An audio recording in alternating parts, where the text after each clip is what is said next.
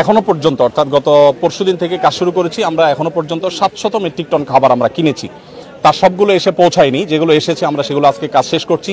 এখানে প্রায় 2000 স্বেচ্ছাসেবক এসেছেন। এর মধ্যে ঢাকা বিশ্ববিদ্যালয়ের প্রফেসর আছেন, আমি ব্যক্তিগতভাবে দেখেছি, চিনেছি। আবার ঢাকা ইউনিভার্সিটি সহ সমস্ত বিশ্ববিদ্যালয়গুলোর বিভিন্ন বিশ্ববিদ্যালয়ের স্টুডেন্টরা এসেছেন, বিভিন্ন শ্রেণী পেশার মানুষ এসেছেন, বিভিন্ন ব্যবসায়ীরা এসেছেন। তো এমন ছোট ছোট শিশুরাও এসেছে, তারা প্যাকেজিংয়ের কাজে হেল্প করছে। আমাদের ইতিমধ্যে 5-7টি গাড়ি ইতিমধ্যে স্পটে পৌঁছে গেছে এবং মহিপালে বাংলাদেশ সেনাবাহিনীর যে ক্যাম্প, সেখানে আমরা আজকে সকালে 2 ট্রাক মালামাল হস্তান্তর করেছি, আর 3 ট্রাক গত রাতে চলে গেছে। আজকে আমি নিজে ইনশাল্লাহ ঘন্টাখানিক পর স্পটে যাব এবং আমার সাথে এখান থেকে আরও 5টা লরি আশা করি মাল যাবে এবং এভাবে রাতে আবার যাবে, আবার সকালে যাবে। আমরা 3টা লেয়ারে কাজ করি। প্রথমত শুকনা খাবার হিসাবে খেজুর, চিড়া, তারপর 2 কেজি করে চিড়া, 2 কেজি করে খেজুর এবং 1 কেজি চিনি, 1 কেজি লবণ। চিনি লবণ দিচ্ছি যদি স্যালাইন বানানোর প্রয়োজন হয়। এই জিনিসগুলো আমরা দিচ্ছি প্রাথমিকভাবে 20,000 পরিবারকে। আর 40,000 পরিবারের জন্য 10 কেজি করে চাল, 2 লিটার সয়াবিন তেল, 2 কেজি মসুর ডাল এবং 1 কেজি লবণ, 1 কেজি চিনি দিচ্ছি। আলুটা দিতে পারছি না, কারণ আলু পচে যাওয়ার আশঙ্কা আছে। কারণ লরিতে দেখা যায় পথে রাস্তায় কি হবে আমরা জানি না, যদি 2 দিন জ্যামে পড়ে থাকে তাহলে সেক্ষেত্রে এগুলো পচে যাবে। সেক্ষেত্রে আমরা হয়তো নগদ কিছু টাকা দিব যাতে করে তারা কিনে নিতে পারে।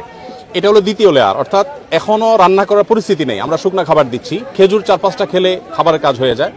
সেই সাথে আমরা একটু পানি শুকোতে শুরু করলে কাল বা পরশু সকাল থেকে আমরা চাল ডাল সহ ভারী খাবার দেব। এরপর তারা যখন ঘরবাড়িতে যাবেন তখন আমরা 25 কেজি করে চাল ইনশাআল্লাহ আশা করছি যে আমরা 20,000 পরিবারকে দেব। এরপরে 4th লেয়ারে গিয়ে আমরা 4,000 পরিবারকে ঘর বানিয়ে দেওয়ার প্ল্যান করেছি।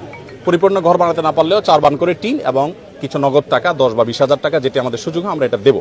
এখনো পর্যন্ত আমাদের কাছে ফান্ড এসে সব পৌঁছায়নি। আলহামদুলিল্লাহ গত 24 ঘন্টার ভিতরে প্রায় 3 লক্ষ মানুষ আমাদেরকে অনলাইনে ডোনেশন করেছেন। এর ভিতরে 1 টাকা, 5 টাকা, 10 টাকা সব রকমের আছে। এই সর্বসাধারণের দানের টাকা আমাদের কাজগুলো চলছে। আমরা সিলেটের বন্যা, 22-এর বন্যায় প্রায় 18 কোটি টাকা আমরা খরচ করেছি এবং এর মধ্যে 1000 মেট্রিক টন খাবার ছিল, 1000 ঘর নির্মাণ করেছি, 1000 কৃষককে আমরা 5,000 করে টাকা দিয়েছি। তো আলহামদুলিল্লাহ এবার আমরা আশা করছি যে সেটা আরো ব্যাপকভাবে করব, কারণ বন্যা পরিস্থিতি অত্যন্ত ভয়াবহ।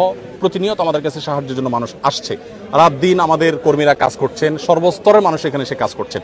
আমি আপনাদের মাধ্যমে উদাত্ত আহ্বান করতে চাই আমাদের দেশের সর্বস্তরের মানুষকে। আমাদের দেশে মানুষ একে অন্যের বিপদে ঝাঁপিয়ে পড়েন, এর পূর্বে আমরা বিভিন্ন সময় দেখেছি।